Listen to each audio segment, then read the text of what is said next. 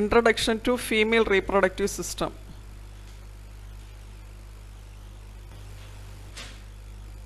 Female reproductive system. The reproductive tract woman is contained mainly pelvic cavity and perineum. Overall it's divided into external genitalia and internal genitalia. So here you can see the diagram, oviduct, ovary coming down the uterus and the parts of the here the female reproductive system, labia majora, outer layer, and labia minora, glans, clitoris, urethra, vagina, anus. Coming to the female external genitalia, vulva is the term given to the female external genitalia. Commonly we will call that overall the external genitalia as vulva, and it includes, the vulva includes mons pubis, labia majora, labia minora, clitoris, urethral opening, vaginal opening and perineum. Mons pubis. Mons pubis is a triangular mound of fatty tissue. Mainly it covers by pubic bone and it protects the pubic symphysis, and at the time of adolescence the sex hormones trigger the growth of pubic hair on the mons pubis, and the hair varies in hoarsiness, curliness, amount, color and thickness. Labia majora.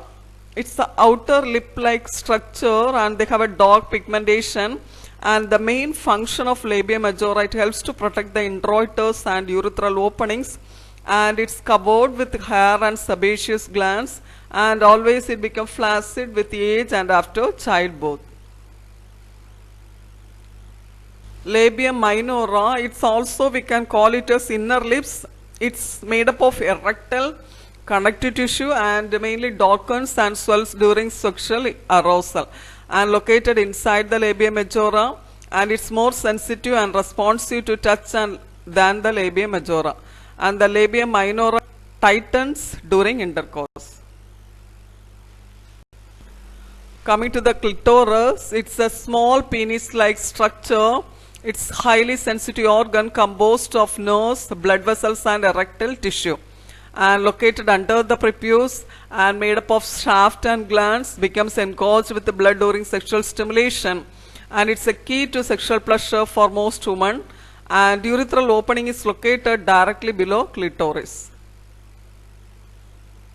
Here you can see the vaginal opening, introitus and the hymen and vestibular glands.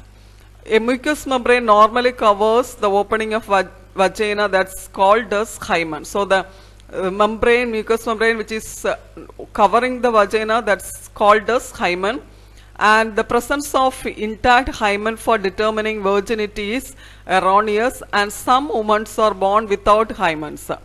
And the posterior to the vaginal opening are the two Bartholin's glands.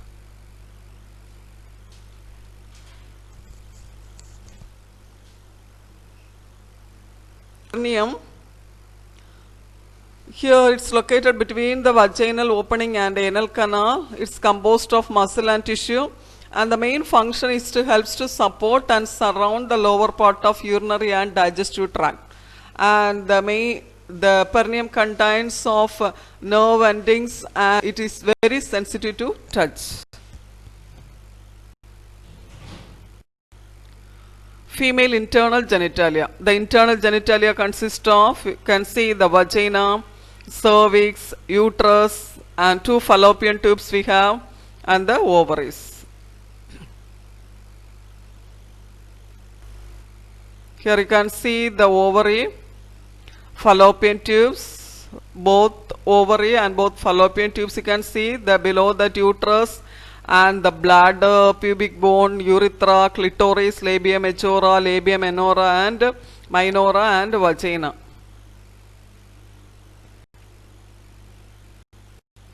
Vagina. Vagina is a distensible fibromuscular tube and extends from perineum through the pelvic floor into the pelvic cavity.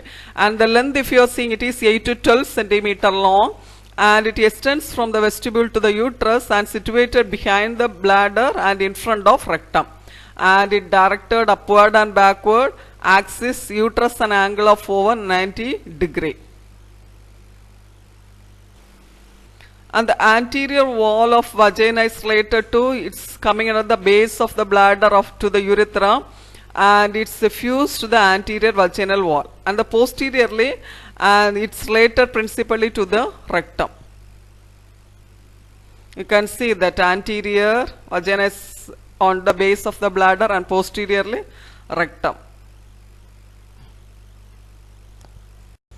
And the vaginal fornix is recess formed between margin of the cervix and vaginal wall. And if you are seeing the position, the fornix is subdivided into posterior fornix and anterior fornix and two lateral fornices. So overall, one posterior fornix, anterior fornix and two lateral fornices. And coming to the blood supply and lymphatic drainage, blood supply from vaginal artery, that is the branch of internal iliac artery, and the vaginal branch of uterine artery. And the lymphatic drainage, lymph from upper vagina drains into the internal and external iliac nodes, and the lymph from the lower vagina drains to the superficial inguinal nodes. Coming to the uterus. So uterus is a thick walled muscular organ in the middle between rectum and bladder, and it consists of body and cervix. Inferiorly it joins the vagina, and superiorly we can see the uterine tubes.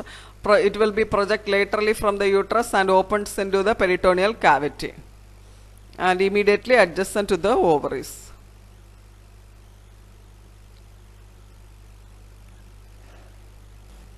The body of the uterus is flattened.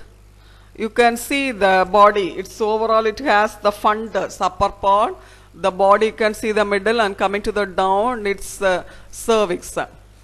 Here the body of the uterus is flattened, and it is anterior posteriorly above the origin of level of origin in the uterine tubes, and that's called as fundus of uterus.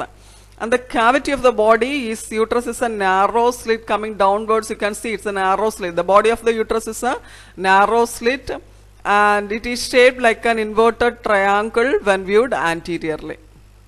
So when viewing anteriorly, it looks like a triangle.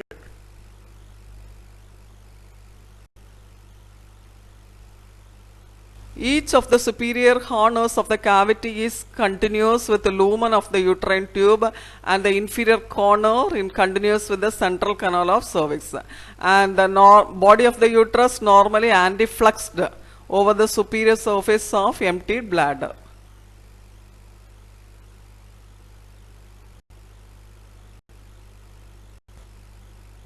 The uterus, so here you can see the cervix forms the inferior part of the uterus. You can see the cervix is coming to the inferior part of the uterus, and it's shaped like little short, and if you are seeing the shape of the cervix, it's a cylinder like shape, and the cervix is angled forward always. It's anteverted on the vagina, so it projects into the upper anterior aspect of vagina.